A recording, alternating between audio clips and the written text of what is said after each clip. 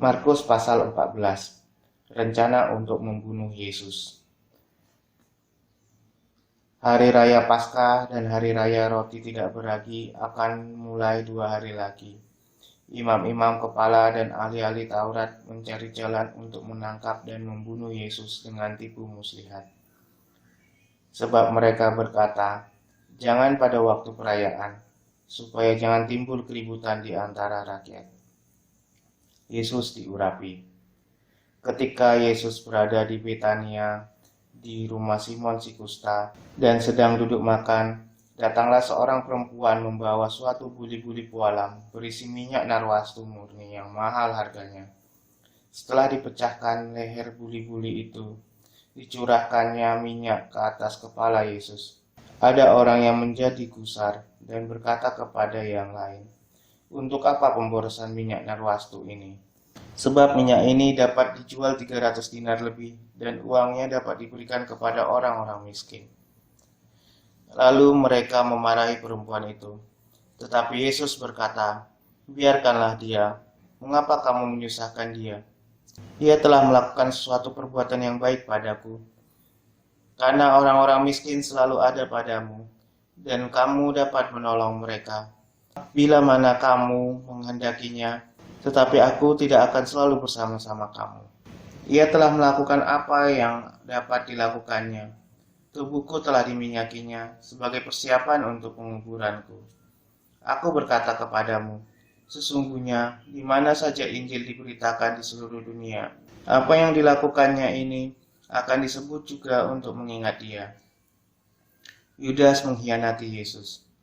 Lalu pergilah Yudas Iskariot, salah seorang dari ke-12 murid itu, kepada imam-imam kepala dengan maksud untuk menyerahkan Yesus kepada mereka. Mereka sangat gembira waktu mendengarnya, dan mereka berjanji akan memberikan uang kepadanya. Kemudian ia mencari kesempatan yang baik untuk menyerahkan Yesus. Yesus makan Paskah dengan murid-muridnya.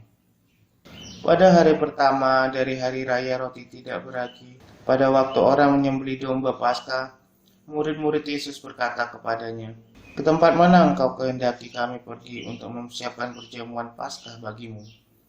Lalu ia menyuruh 2 orang muridnya dengan pesan, pergilah ke kota, di sana kamu akan bertemu dengan seorang yang membawa kendi berisi air. Ikutilah dia, dan katakanlah kepada pemilik rumah yang dimasukinya, pesan guru, di manakah ruangan yang disediakan bagiku untuk makan Paskah bersama-sama dengan murid-muridku? Lalu orang itu akan menunjukkan kamu sebuah ruangan atas yang besar, yang sudah lengkap dan tersedia. Disitulah kamu harus mempersiapkan perjamuan Paskah untuk kita.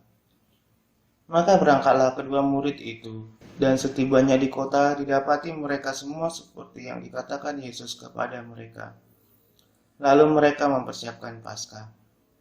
Setelah hari malam, datanglah Yesus bersama-sama dengan ke-12 murid itu.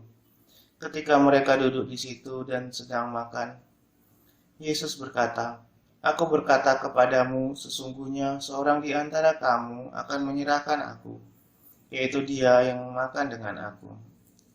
Maka sedihlah hati mereka, dan seorang demi seorang berkata kepadanya, bukan aku ya Tuhan. Ia menjawab, orang itu ialah salah seorang dari kamu yang 12 ini. Dia yang mencelupkan roti ke dalam satu pinggan dengan aku. Anak manusia memang akan pergi sesuai dengan yang ada tertulis tentang dia. Akan tetapi celakalah orang yang olehnya anak manusia itu diserahkan. Adalah lebih baik bagi orang itu sekiranya ia tidak dilahirkan. Penetapan perjamuan malam. Dan ketika Yesus dan murid-muridnya sedang makan, Yesus mengambil roti, mengucap berkat, memecah-mecahkannya, lalu memberikannya kepada mereka dan berkata, ambillah, inilah tubuhku. Sudah itu ia mengambil cawan, mengucap syukur, lalu memberikannya kepada mereka, dan mereka semuanya minum dari cawan itu. Dan ia berkata kepada mereka, inilah darahku, darah perjanjian yang ditumpahkan bagi banyak orang. Aku berkata kepadamu, sesungguhnya aku tidak akan minum lagi hasil pokok anggur sampai pada hari aku meminumnya, yaitu yang baru dalam kerajaan Allah. Petrus akan menyangkal Yesus. Sudah mereka menyanyikan nyanyian pujian, pergilah mereka ke Bukit Zaitun. Lalu Yesus berkata kepada mereka, "Kamu semua akan tergoncang imanmu.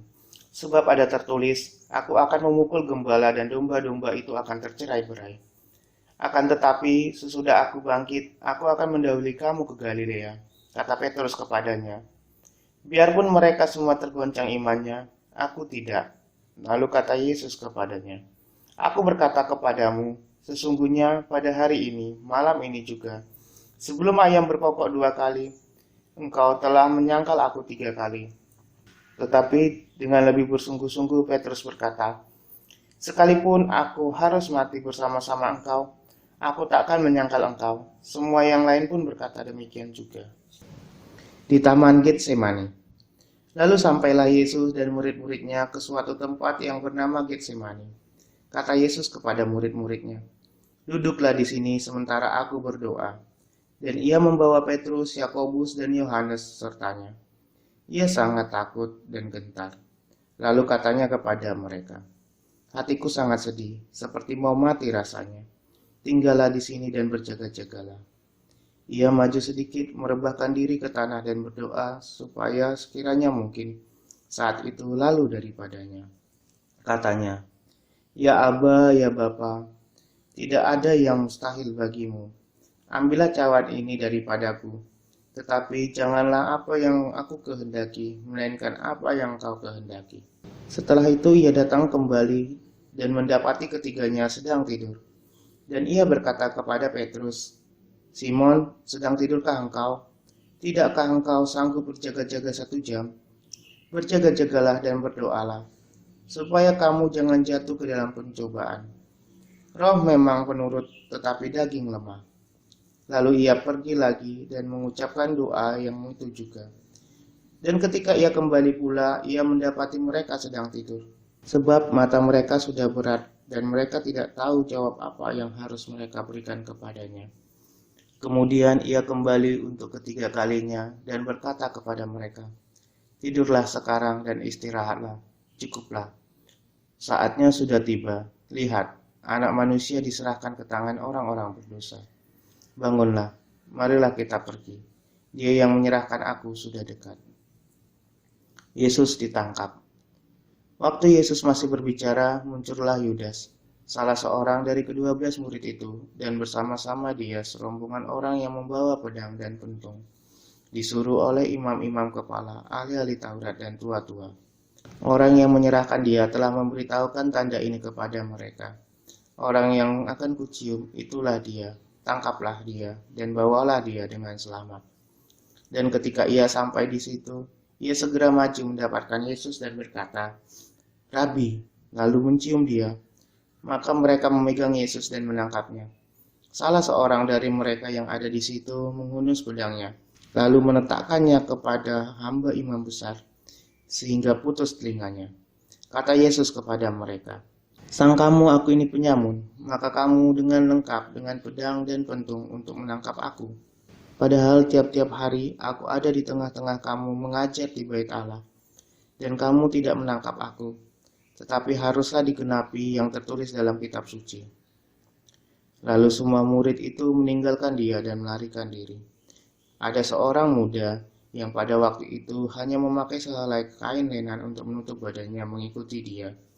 Mereka hendak menangkapnya, tetapi ia melepaskan kainnya dan lari dengan telanjang. Yesus di hadapan mahkamah agama.